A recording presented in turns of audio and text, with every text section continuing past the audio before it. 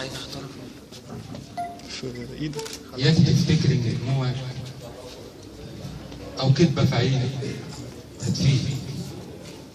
عايزك ثابته كده على المبدأ، اي كلام يتقال هيجيب. شفت بعيني خيانتك ليه، شفت ايديكي بتحضن ايدي. لسه صورتكم طبعا في عقلي، طعنة خنجر قسمت قلبي، نص في ايدك نص في ايدك. شفت خدودك تلمس خدي والنظرات بينكم تتكلم، حتى وجودي مش حاسس زي خيال واقف قدامكم، شايف دم مغرق ايدكم، يعني تهدوا قصور احلامي تعلوا وتبنوا عليها احلامكم.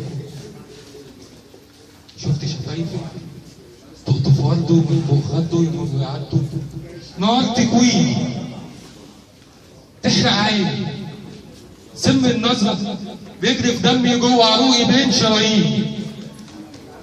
صاحبي وقال رايح يصالحني، اسمع مني اسمع مني، مش مصدوم ابدا في خيانته قد ما جرحك ليا صدقني.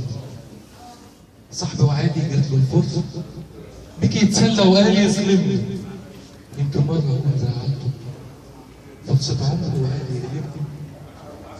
خدت الدرس بجد وقاسي، بس الدرس اكيد علمني مش معذور مش مجبور. كان افضل لي انك تقولي لي لعبه في ايدك لعبه قديمه اتكسرت عادي هترميني. هو هيشبع منك طبق ويبيعك زي ما بعتي. فكرك بعد ده كله بكده والدمعه هتيجي تصحيني.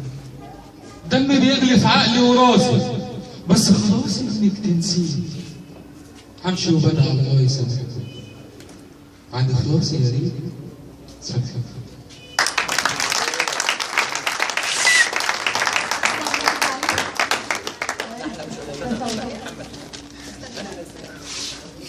بصراحه يعني انت قلت في الاول دي عايزه تتسكت على اساس ان هي مكسره يعني، بس انا بقول لك الله ينور عليك، القصيده موجوده 100%، وحتى لو هي سرد بس سرد في ابداع وفي تشويق. يعني المتلقي او المستمع بيبقى عايز يكمل معاك للنهايه، من اول كلمه لاخر كلمه انا عايزه اسمعها منك عشان اعرف القصه بتحكي عن ايه.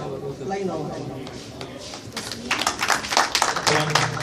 قصيدة ذات الخمسين مفيش أي هز عروضي، فكرة رائعة جدا، تسلسل رائع. يعني ما نقدرش نقول غير إن القصيدة تملك الأركان، ما نقدرش ندخل في كلام أكتر من كده، ولكن هي رائعة جدا جدا جدا.